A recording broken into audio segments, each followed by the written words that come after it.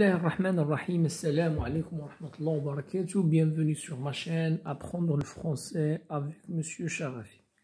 Alors, قبل ما ندير لكم القراءة ديال هذا الشابيتر نبغيكم تشجعونا بلي لايك ديالكم وبالتفاعل ديالكم مع هاد لي فيديو اللي كنقدم.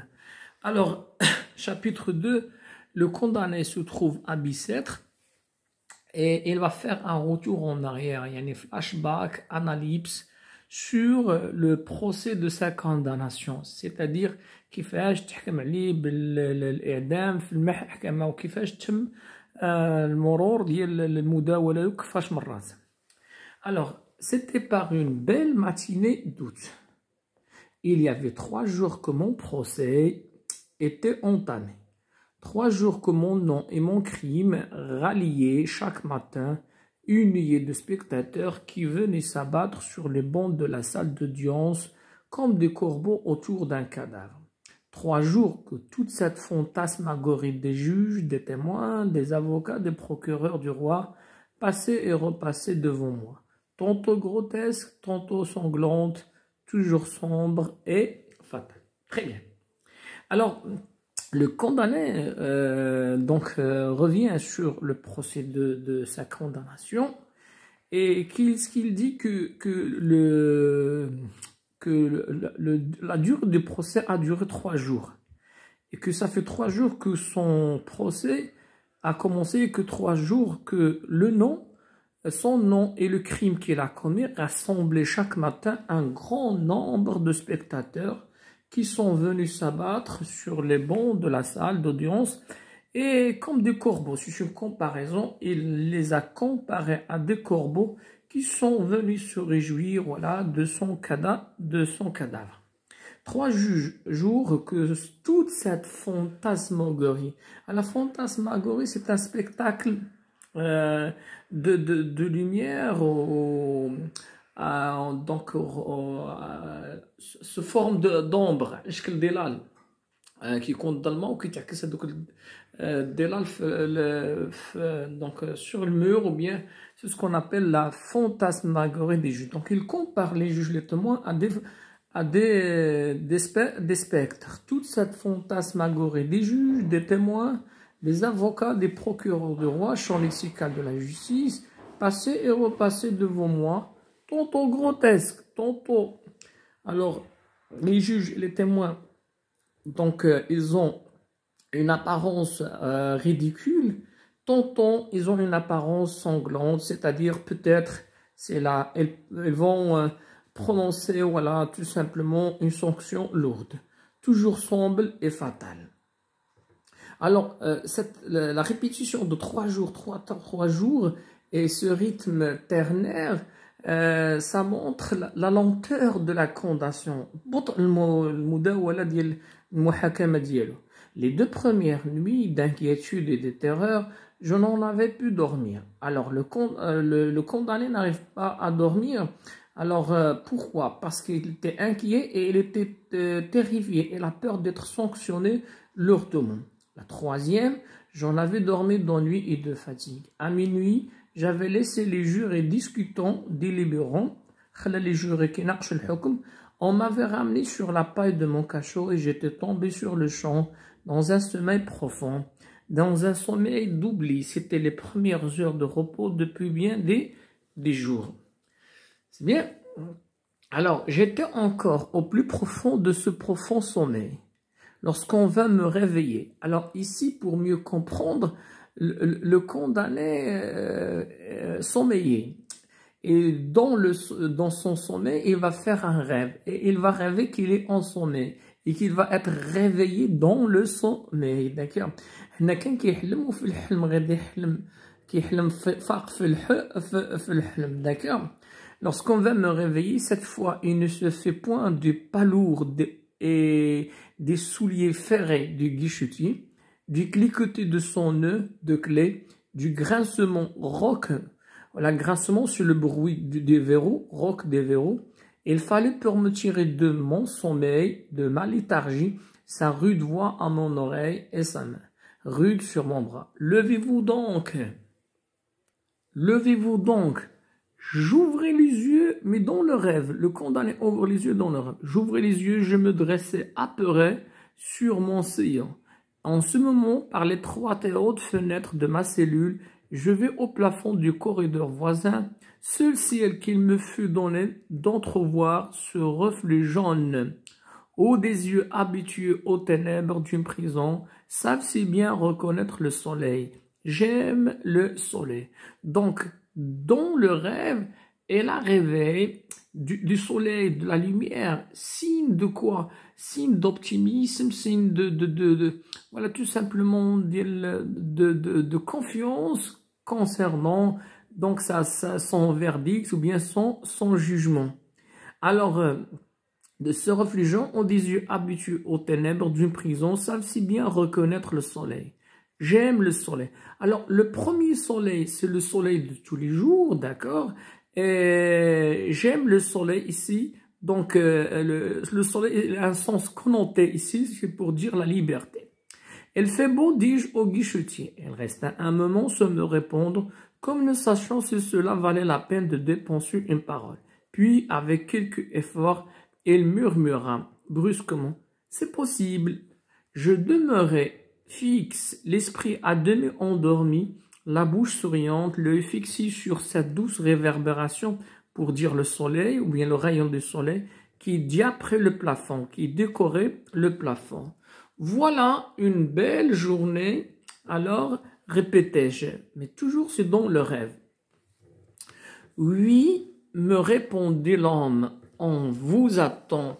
Oui, me répondit l'homme, on vous attend. Donc, on vous attend, il a entendu cette phrase dans le rêve. Ce peu de mots, comme le fil qui rend le vol insecte. Ce peu de mots, oui, me répondit l'homme, on vous attend. Ce peu de mots, comme le fil qui rend le vol de l'insecte, me rejeta violemment dans la réalité. Achevez tabir de Victor Hugo.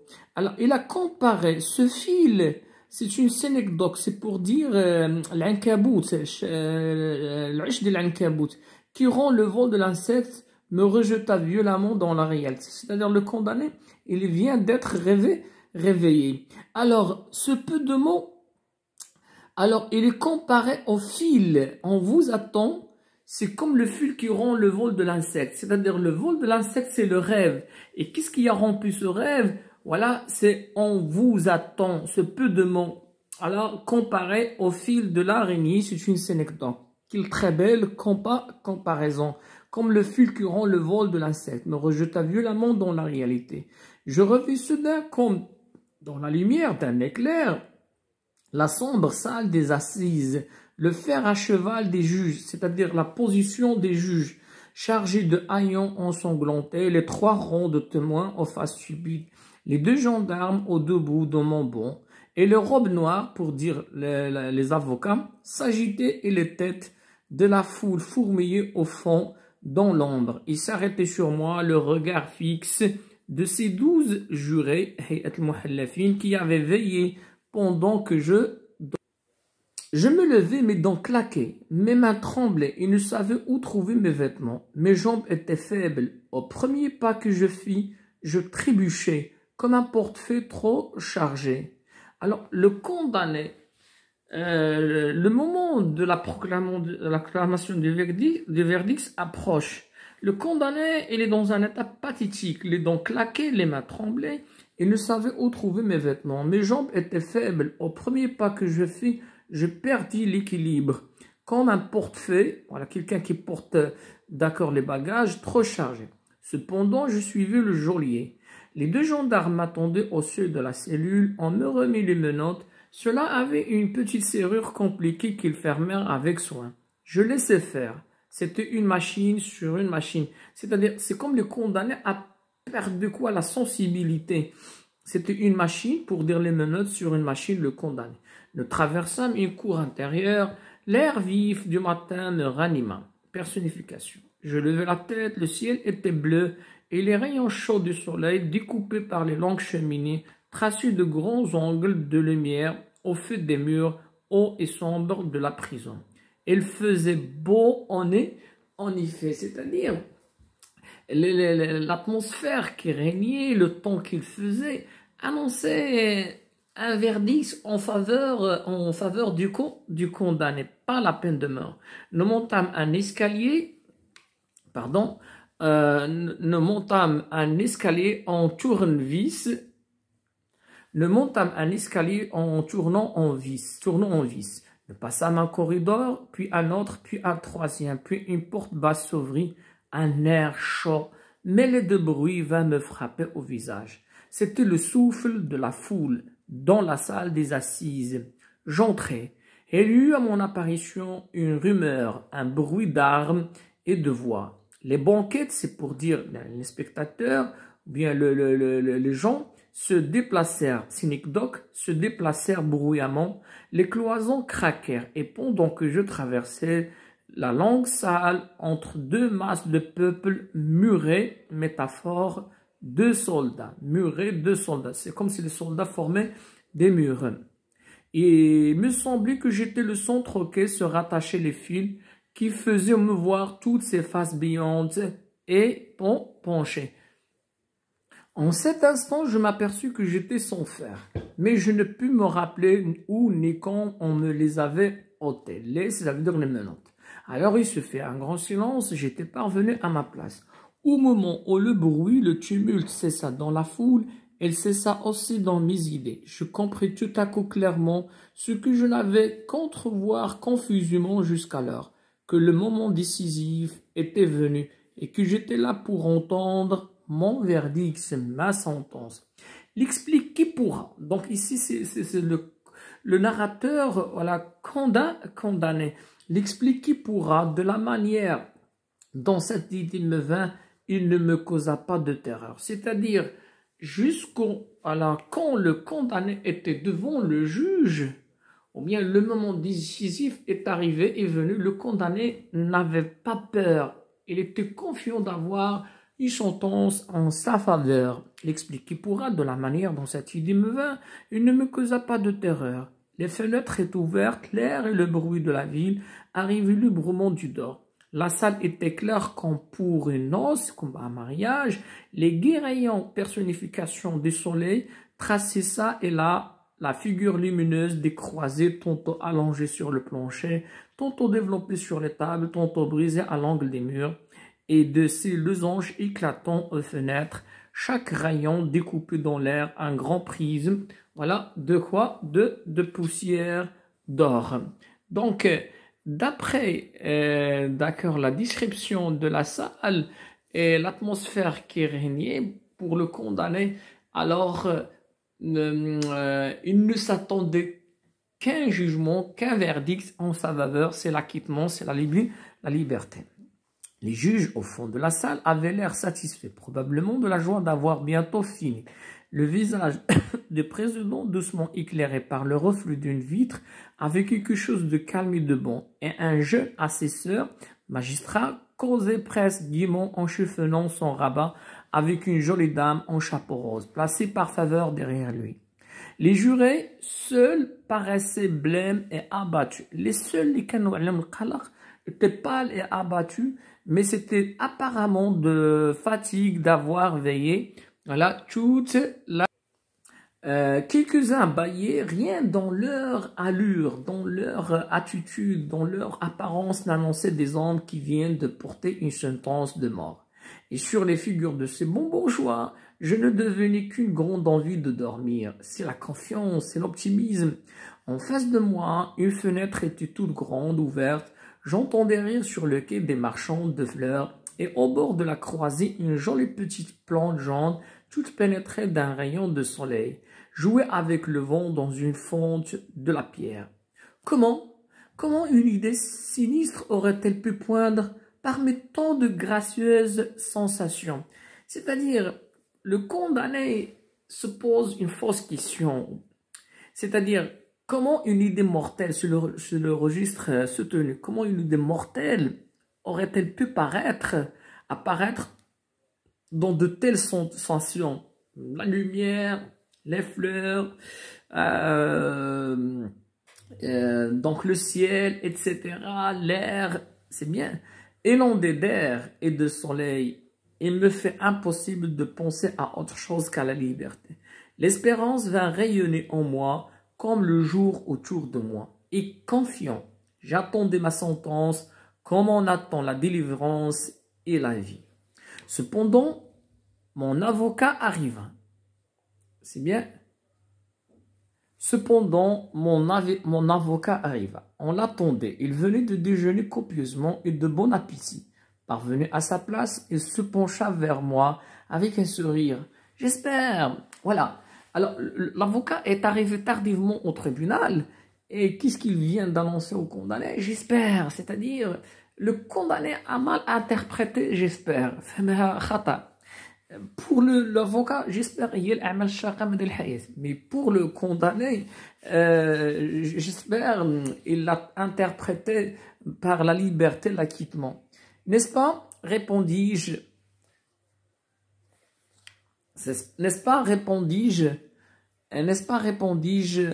Léger et souriant aussi. Oui, reprit-il, je ne sais rien encore de leur déclaration, mais ils auront sans doute écarté la préméditation, c'est-à-dire tu n'avais pas l'intention de commettre le crime. Alors ce ne sera que les travaux forcés à perpétuité. Que dites-vous là, monsieur? Répliquai-je, indigné, en colère, plutôt 100 fois la mort. Oui, la mort, et d'ailleurs, me répétait, je ne sais qu'il voit intérieur. Qu'est-ce que la juriste à dire cela? A-t-on jamais prononcé sentence de mort, autrement qu'à minuit, au flambeau, dans une salle sombre et noire, et par une froide nuit de pluie et d'hiver? C'est-à-dire pour qu'il y ait la peine de mort. Une sentence de peine de mort, il faut qu'il y ait de la pluie, qu'il fait nuit, l'hiver. Mais au mois d'août, à 8 heures du matin, à ces beaux jours, c'est bon juré, c'est impossible. Et mes yeux revenaient fixés sur la jolie fleur jaune au soleil. Tout à coup, le président, qui n'attendait que l'avocat, m'invita à me lever. La troupe, les gendarmes, porta les armes. Quand par un mouvement électrique, toute l'assemblée fut debout en même instant. Une figure insignifiante, voilà, ça marque le mépris. Une figure insignifiante et nulle, placée à une table au-dessous du tribunal. C'était, je pense... Alors, je pense quoi? Le condamné pense que la personne qui était, d'accord, debout, la personne qui était placée à une table au-dessous du tribunal, le condamné croyait que c'est une figure insignifiante, nulle. Mais c'était qui? Le greffier. Le greffier prit la parole et lut le verdict que le juré avait prononcé en mon absence. Donc, هذاك شخص مهم. Une sueur froide, oxymore, sortit de tous mes membres. Je m'appuyais au mur. C'est bien. Je m'appuyais au... Voilà, donc on va enchaîner la suite. Je m'appuyais au mur pour ne pas tomber. Avocat, avez-vous quelque chose à dire sur l'application de la peine? Demanda le président. J'aurais eu moi tout à dire, mais rien ne me vint. Ma langue resta collée à mon palais. Il ne peut pas parler. Je compris qu'il cherchait à réduire la déclaration des jurés, à mettre Douceau au lieu de la peine qu'il provoquait, l'autre peine. Celle que j'avais si blessé de lui voir espérer. Il fallait que la colère fût bien forte pour se faire jour à travers les 1000 émotions qui se disputaient ma pensée. Je voulais répéter à haute voix ce que je lui avais déjà dit plus de 100 fois la mort. Ça montre qu'il était sûr de lui qu'il va avoir l'acquittement ou bien la liberté. Donc ça montre هنا كيبان بأنه ما كانش عنده الفكرة ديال الجريمة. Mais l'haleine, le courage me manqua. Et je ne pus que l'arrêter rudement par le bras en criant avec une force convulsive. Non! Le procureur général combattit l'avocat et je l'écoutais avec une satisfaction stupide. Puis les juges sortirent, puis ils rentrèrent et le président me lut mon arrêt, condamné à mort de la foule. Et tandis qu'on m'emmenait, tout ce peuple se rassembla sur mes pas avec le bruit d'un édifice qui se démolit. Moi, je marchais ivre, saoul et stupéfait. Une révolution, une agitation venait de se faire en moi. Jusqu'à l'arrêt de mort, je me sentais respirer, palpiter, vivre dans le même milieu que les autres hommes. يعني حتى اللحظة ديال النطق بالحكم كان واضح بأنه واش voilà d'accord il était comme les autres. Maintenant je distinguais clairement comme une clôture entre moi et le monde.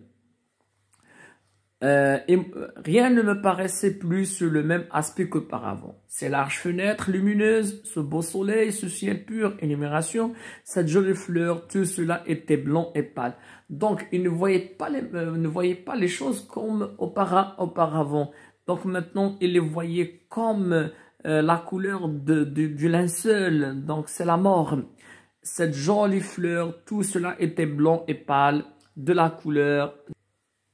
Ces hommes, ces femmes, ces enfants qui se pressaient sur mon passage. Alors ici, Victor Hugo critique la présence de la foule. C'est comme il s'agit d'un spectacle de gens qui sont venus se réjouir du problème ou bien du douleur du condamné. Alors c'est une foule sadique. Je leur trouvais des airs de fantômes. C'est une comparaison des airs. Au bas de l'escalier, une noire et sale voiture grillée m'attendait. Au moment de monter, je regardais au hasard dans la place. Un condamné à mort, criaient les passants en courant vers la voiture. À travers le nuage qui me semblait s'être interposé entre les choses et moi, je distinguais deux jeunes filles qui me suivaient avec des yeux avides. Ils sont assoiffés, assoiffés de sang. Bon, dit la plus jeune, oh, bâton d'humain, ça sera dans 6 semaines. C'est-à-dire, l'exécution va être dans 6 semaines. Et c'est ainsi que s'achève cette vidéo. Si vous avez bien aimé la vidéo, la lecture, l'explication, n'hésitez pas à nous encourager par vous j'aime, parce que vous j'aime compte beaucoup pour moi. À la prochaine, Inch'Allah.